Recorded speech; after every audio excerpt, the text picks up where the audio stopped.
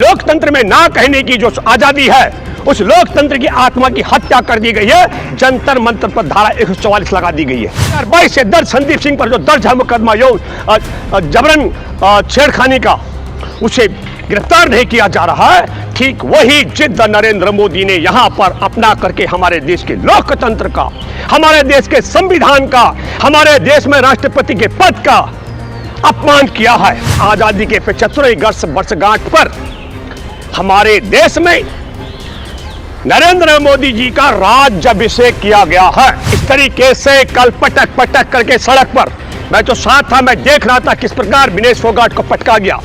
द्रौपदी मुर्मू को राष्ट्रपति तो बनाया गया, लेकिन उनको वो हक और अधिकार, वो सम्मान नहीं दिया गया। देश के सर्वोच्च पंचायत घर का उद्घाटन करने का अवसर उन्हें नहीं दिया गया। बताइए, हमारे देश के राष्ट्रपति का बयान वहां पढ़ा जा रहा था जैसे वो कहीं किसी हॉस्पिटल में अस्वस्थ हो, कि जिसने देश के गद्दारी की, जो माफी मांग करके बाहर आया था, उसके जन्मदिन पर हमारे देश की संसद का उद्घाटन किया गया। और फिर मैं जोर से कहना चाहता हूं, चंद्रशेखर आजाद के शब्दों में, जो देश के साथ में उन्होंने कहा था, ये हरामखोर है, क्योंकि ये हमारे देश के क्रांतिकारियों को भाड़े का हत्यारा समझता था।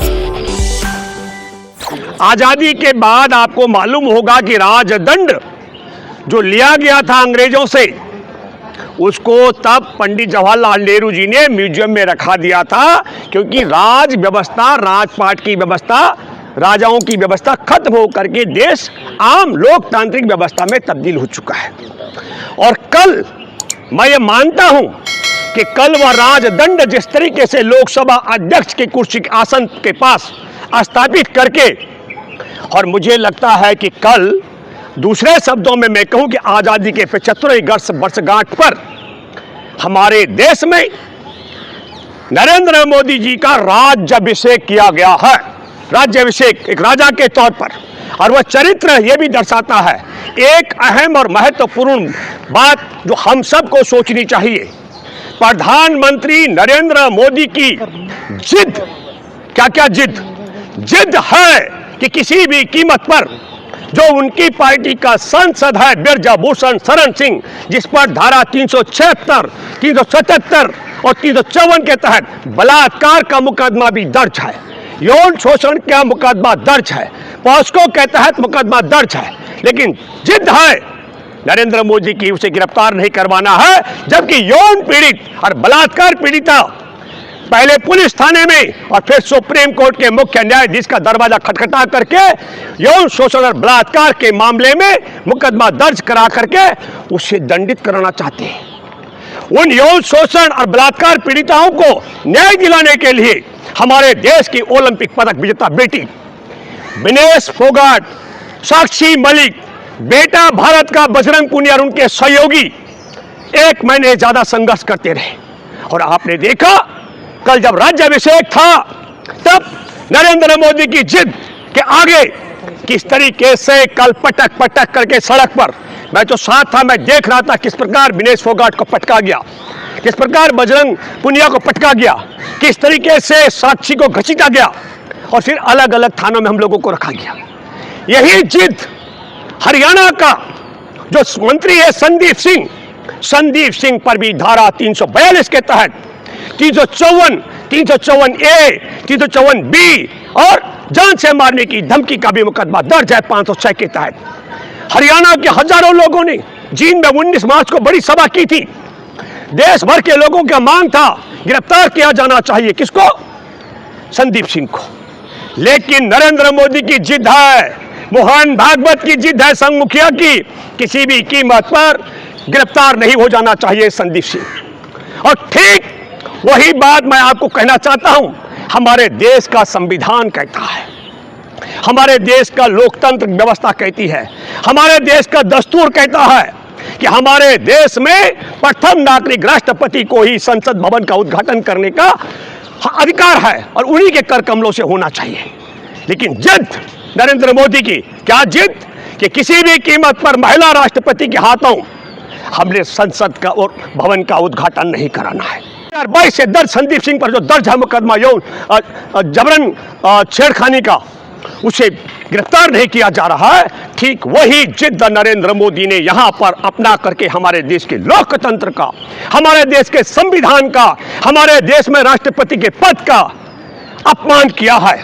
और यह अपमान क्यों किया, मैं एक जिक्र आपके माध्यम से कहना चाहता हूं। सितंबर 1960 का गुजरात में विश्वविद्यालय में सामाजिक विज्ञान के छात्रों को संबोधित करते हुए इनके गुरु गोलवलकर ने कहा था, उस बहुत बड़ी बात कही थी।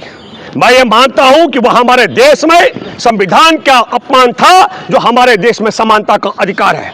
कहा गया कि हमारे देश में उत्तरी भारत के ब्राह्मण सर्वश्रेष्ठ नस्ल होती है और बाकी सबकी नस्ल उससे नीचे होती है। नस्ल सुधारने के लिए क्रॉस ब्रीडिंग होना चाहिए, जैसे हमारे पूर्वजों ने, ये उनके कथन है।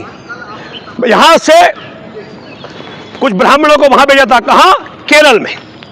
और नमूद्रीपात का मैं जिक्र कर रहा हूं, तब यह बड़ा सवाल है, क्योंकि वो महिलाओं को उपभोग की वस्तु समझने वाला इनका पूज्य गुरु है।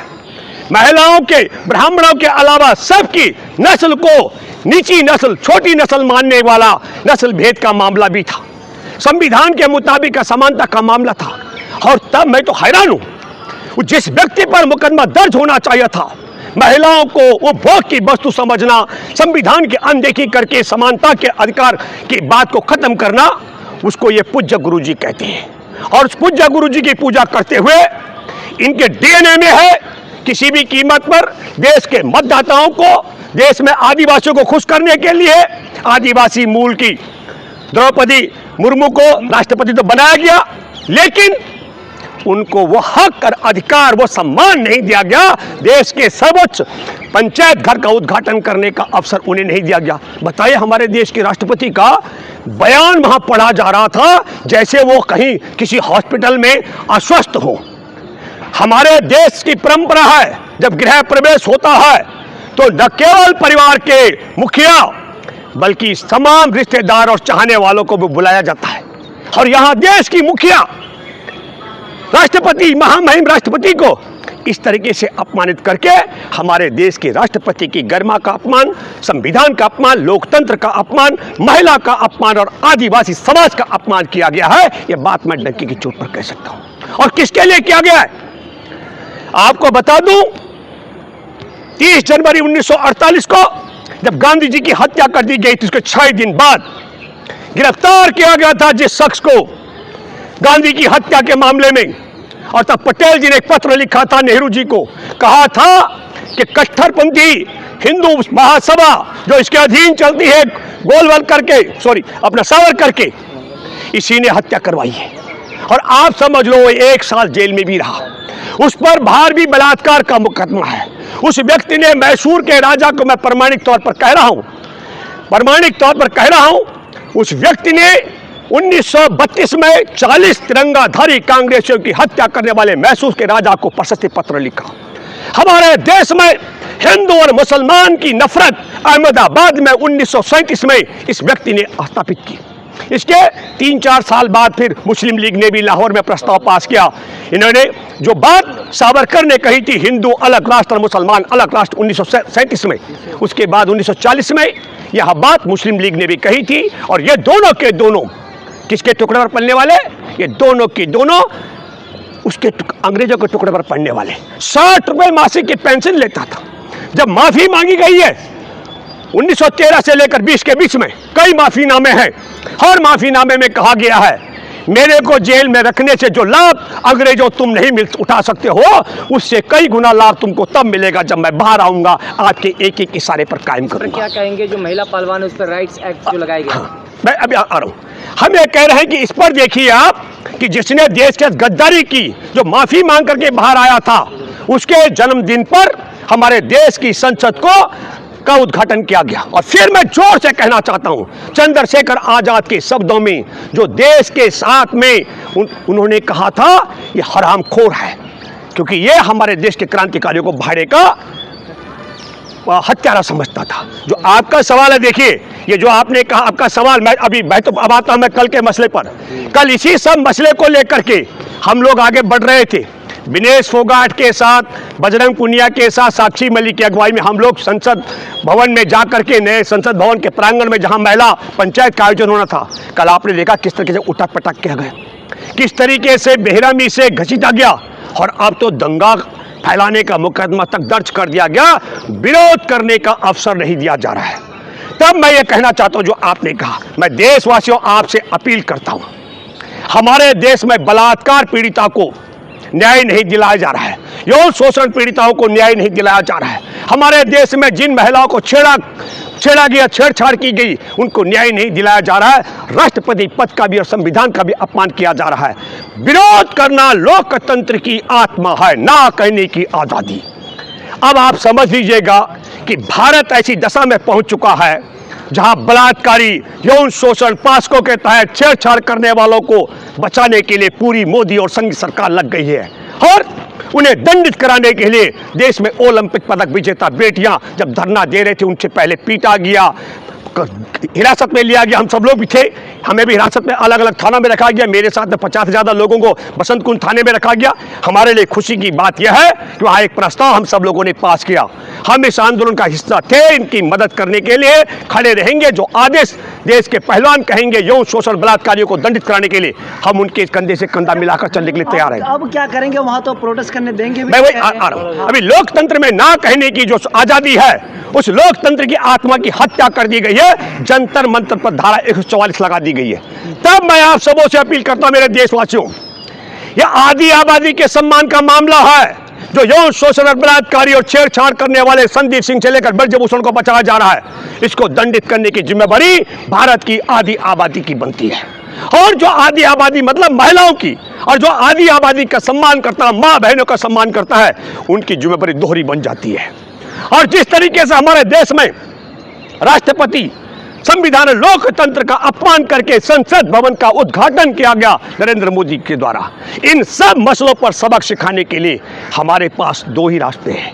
एक, हम विरोध करें, जिसके लिए इन्होंने विरोध का स्थान छीन लिया है, और दूसरा है हम आपकी अदालत में आए। तो मैं आपसे अपील करता हूं, बिल्कुल हम तय करेंगे जनता की अदालत में न्याय के लिए। आपको तय करना है, जो हमारे देश से राजशाही व्यवस्था खत्म हो गई थी, उस राजशाही व्यवस्था का मैं कहता हूं राज्याभिषेक कल नरेंद्र मोदी ने कराया, और ये अभी उस राजा के दांत हैं जो अभी दिख रहे हैं। संदीप सिंह पर 354 ए, 354 बी, 506, और इस पर 354, 376, 377 ब्रजभूषण पर, और राष्ट्रपति के पद का आपने देख लिया। ये दांत है, अभी असली हरकतें इनकी जो दिख आएंगी वो बहुत खतरनाक आने वाली है। और मैं इसलिए कहना चाहता हूं, बार बार आगाह कर रहा हूं कि सभी बेटियों की लड़ाई विनेश फोगाट, बजरंग पूनिया और साक्षी मलिक जैसे पदक विजेता नहीं लड़ेंगे। ये लड़ाइयां आपको सबको लड़नी पड़ेंगी। दलितों की बेटियों को, आदिवासियों की बेटियों को, मछुआरों की बेटियों को, अल्पसंख्यक बेटियों को, भूमिहीनों की बेटियों को, किसानों की बेटियों को, गरीबों की बेटियों को अपनी लड़ाइयां खुद लड़नी पड़ेंगी। और अकेले अकेले लड़ोगे तो जीतना असंभव है, क्योंकि राजशाही व्यवस्था कायम हो चुकी है। इसलिए हम सब लोगों को एकजुट होकर के, और आपकी अदालत का मतलब है, मैं आपसे अपील करता हूं इस बात को घर घर पहुंचाएं। बहुत जल्दी संभव है। आंदोलन खत्म नहीं हुआ, भले अखबार और टीवी कुछ भी कहे, ये लड़ाई खत्म नहीं हुई है। ये कुचला गया आंदोलन को, इसको हम ये कहते हैं कि एक पड़ाव है, दूसरा पड़ाव भी शुरू होगा। धन्यवाद। जय हिंद, जय जवान, जय